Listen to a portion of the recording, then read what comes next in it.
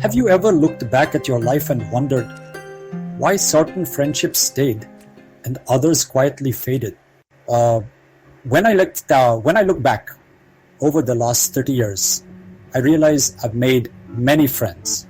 And one day, I found myself wondering, why did they become my friends?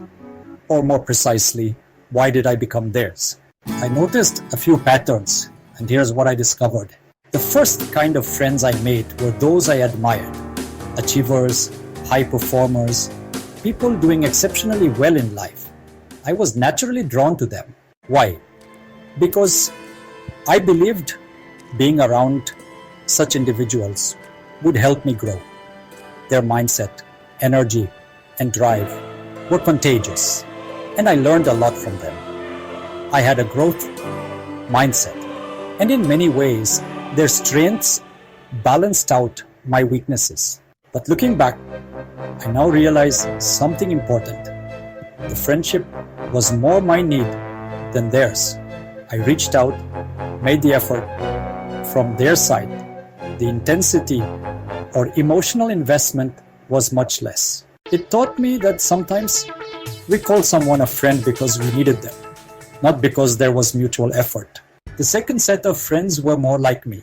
They understood me. They never said no. We shared similar values, culture, and perspectives on life. They were balanced, secular, and emotionally stable, traits I admired.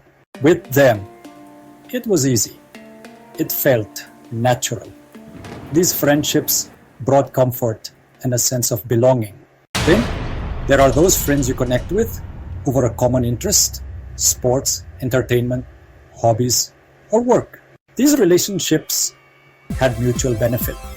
You enjoyed the conversations, learned something new, and felt energized in their company.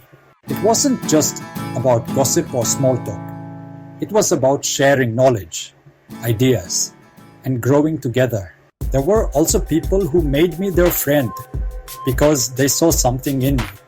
They felt I was a step ahead and wanted to learn. They made all the effort. I didn't. And while we were friends in a way, the relationship was one-sided. It was driven by their needs, not mine. Then there's another subgroup under this type. Those you connected with during tough times.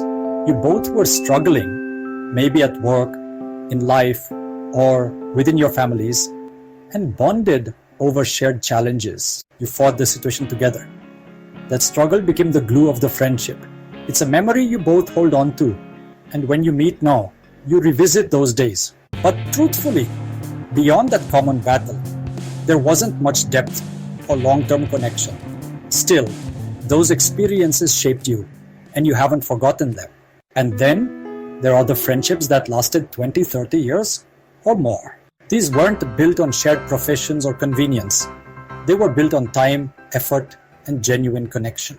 What stood out in these relationships? Consistent communication. Not just the occasional WhatsApp message. Real effort. Real conversations. In-person meets, phone calls. Mutual effort. Whether you lived in different cities or countries, they made the effort to meet, call, or stay in touch. And so did you. No ego, no competition. You weren't in the same race.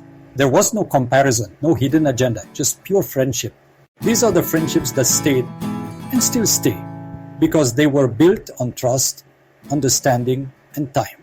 Friendship, I've realized, isn't always about equal effort. Sometimes it's about timing, growth, or simply the phase of life you're in. What kinds of friendships have shaped you?